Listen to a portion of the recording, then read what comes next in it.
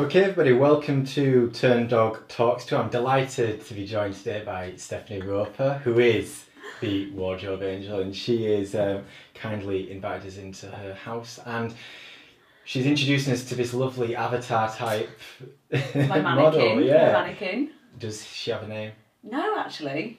It's just awesome. Just awesome. Just awesome. Well, just awesome. Thank you very much for joining us today, Stephanie. It's an absolute pleasure. And we're going to be talking to Stephanie about the mistakes she's made and how she's overcome them. And it's all in aid for my book, The Successful Mistake.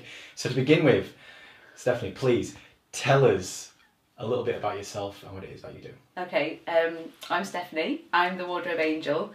I provide a service for women where they can get their wardrobe sorted and styled in a way they never have time for, in a way that can bring them an income. So I'm part image consultant, part stylist, part wardrobe declutterer, and my business has been running for about 18 months. It has been endorsed by Jacqueline Gold and Lynn Franks, so it's on the right track. I'm also a fashion journalist. I write for the Halifax Courier, Earthwit and Style magazine, SL First magazine, and Egg Mag as well. So yeah, just busy. Keeping busy in the fashion world. Busy, yeah. So you know when you walk down the street and you know when someone's looking good or not, basically. You're constantly judging people. It's not judging. Not judging. It's appreciating. Appreciating. I like the style, I like it. Like the honesty, yeah. Yes. It's appreciating. It's like someone would appreciate a good book. I appreciate good clothes. Well, fantastic. Someone like myself who's completely not a fashion blind, it's always good to sort of hear someone who appreciates that side of things.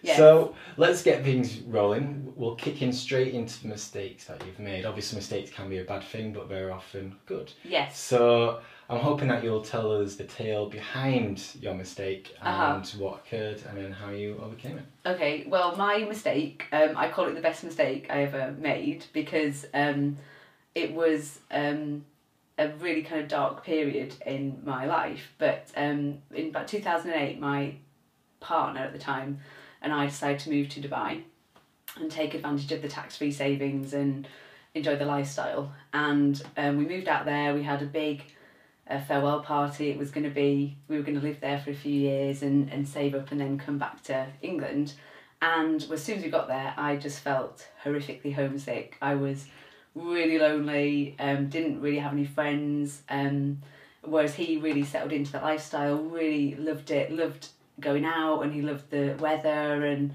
I think it was just a big mistake, but I didn't want to admit it to myself and I didn't want to admit it to my friends and family, so I put a really brave face on it, and after about 6 months the relationship had just broken down completely. It was really horrible.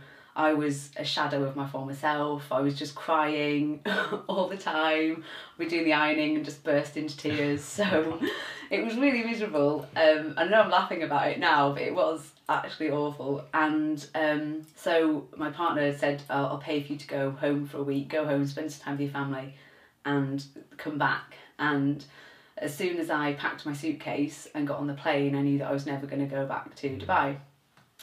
So came home, I think it was like March 2009, and there was still snow on the Pennines as the plane flew over into Manchester Airport, and I just remember feeling so happy that I was home. But reality soon set in. I had no job, I had nowhere to live, I had no money, had to move back in with my parents, and the biggest thing for me, I think at the time, was I was an emotional wreck because my relationship had broken down and I was recovering from that. But also I had, in my 20s, amassed a lot of clothes and shoes and handbags, and when we moved to Dubai I took 17 boxes full with me and my mannequin, but 17 boxes, and the weird thing was, it was like I'd associated a lot of my identity with all this stuff and all these clothes, but a lot of them I never wore, I never used, it was just having them. So came back, had one suitcase full of clothes, and my stuff wasn't going to get shipped for another 3 months. So I survived with that one suitcase of clothes, and it just made me think about how people link their identity to what they own, and also about how women consume and use fashion to kind of plug gaps in their lives. And I thought, oh, actually, I feel better. I felt more free and just, I don't know, happier without all the stuff.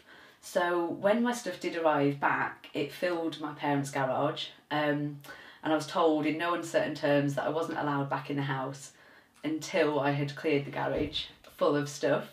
So I did, and I whittled down all my clothes, and I really found what I really liked and what suited me, and just decided that was basically the idea for the Wardrobe Angel, that I just thought I can help women gain control over what they own and how they wear it, and make smarter shopping decisions because of my career in retail. So even though, the Dubai basically robbed me of about 9 months of my life, it was the reason that I started my business and the reason for everything that has happened since, which has been hugely positive. Fantastic. And that was obviously such a dark sort of time in your life, but it was the catalyst to something that now is so, bright and so much potential to it. And I suppose the first thing that I noticed from that is that the initial mistake, you tried to put on a brave face, pretend that it wasn't really happening. Yeah. And I think this is a common occurrence for most people when they make a mistake. Sometimes they think, well, I just won't face it just yet, it might get better, and I'll hide behind something. Yeah, it's so true. I remember looking back at emails that I'd sent to friends during that time, and they were full of exclamation marks, they were full of what we were doing and how we were settling in.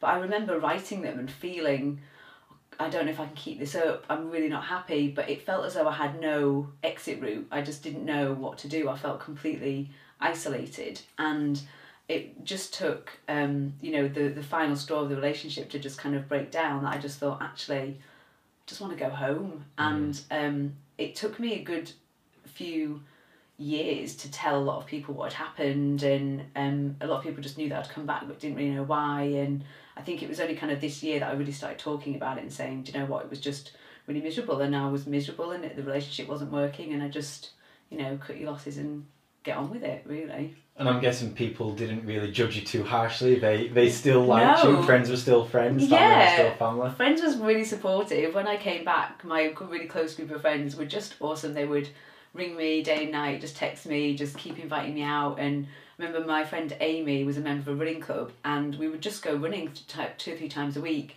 And it just meant that we were just running in silence, in the dark, up and down hills. But it was just a fantastic way of removing myself from the situation and not being so emotionally involved in it. And then, so cheesy, but time is a healer. You get on with things and you just realise that it wasn't as bad as you thought it was, and it's just a mistake. And life as an entrepreneur is always a tough one, and quite a lot of people, they will have maybe 2 or 3 failed companies, or companies that never quite go into second gear before they find their true calling. There'll be those who are watching this who are maybe a little bit miserable at their job, who are maybe having some hardship in their personal life, but you can turn this around and you can use it to your own gain and find your passion and find your calling from those low points. Yeah, definitely. I mean, I think after I came back from Dubai, I got, a few months later, I got my dream job that was a regional visual manager, and even though I did that job for 2 years, the idea of the Wardrobe Angel was still in the back of my mind. And I think a lot of people just think, I'm going to quit my job and I'm going to do this. But I think having those 2 years of my dream job made me realise that actually I do want this company, I do want to set up my own business. And it was so odd, like one summer, I just started meeting everybody that I would need to put the Wardrobe Angel in place. So I met a graphic designer at a wedding who designed my logo. 2 of my friends came forward and said would do my website for me. Through them I met my accountant, and then through the first networking event I went to, I got my first client. So I didn't quit my job straight away. I got everything organised first, but it was, I think you can do both. I think have a really bad job and work towards something else, and I would recommend you always put things in place first financially before you do anything. But yeah, you can do it. Yeah. And I suppose a lot of people who will be reading the book in particular, they'll think, oh, all the mistakes will be about people who have lost money, or, they brought out a product too soon. But sometimes the mistakes that create the best things in life are those emotional ones, those things which happen away from the office, or maybe behind the scenes in the office, and they can potentially just ruin everything. But at the same time, if you take a step back, regroup, you can find the true calling, find that right product, find that right service, and certainly worked for you with the wardrobe angel. Yeah, absolutely. I thought the guy that I was with, I thought we were talking about getting married and having children, and as my friend Nicole said after she found out we'd split up, she said, I thought you were headed for the altar, like what happened?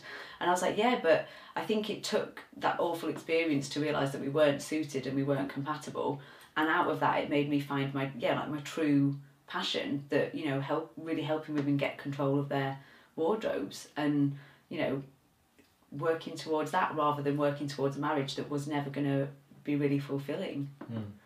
So what do you take from the experience now? Because there's always going to be those emotional heartbreaks, there's always going to be them things happening behind the scenes which are hard. Do you now approach them in a different way? Do you relay them into the business differently? How do you approach the life going forward now? Now I think I use my gut instinct a lot more. I knew when everything was being put in place to move to Dubai that I wasn't going to enjoy it, and I knew it wasn't the right decision, but it had gone so far down the road that I felt like I couldn't back out. So I think for me now, if something doesn't feel right, I just won't do it. If a meeting doesn't feel like it is it's gone my way, or the person that I'm with doesn't give me kind of a sense of comfort or familiarity, I won't have anything more to do with them in a business sense. I just use my gut instinct, and that's the only thing that I can kind of say, really. Like, I'd much rather use my heart and over a logical head. I think it hasn't let me down, so I think I'd rather use that. And it obviously fuels with passion, which fuels so many good things going forward, so that's always a good thing. Yeah. So before we wrap things up on an amazing journey and a fantastic story, if you could offer one piece of advice to a young/new entrepreneur, someone who's just starting that new business, what would it be to get them from A to B? The first thing that I would say is always get as much help as you can. So whether it's from the council or whether it's from friends, family, online support, wouldn't go into it blind. I think always get as much help as you can. And then the second thing is have confidence, because sometimes the best idea can turn into the best thing. And as you said, some things might not work, some things might take a few times to become successful. But I think just have confidence in your own idea and your own plan, because if you don't have confidence, no one else will have confidence in you. Fantastic. And absolutely fantastic story. Thank you so much, Stephanie, for joining me today and sharing your experiences with everybody who's watching. It's an absolute honour, and I hope that you and the amazing mannequin awesome. It's wicked. has a fantastic rest of the day. So thank you very much for joining us. Cheers.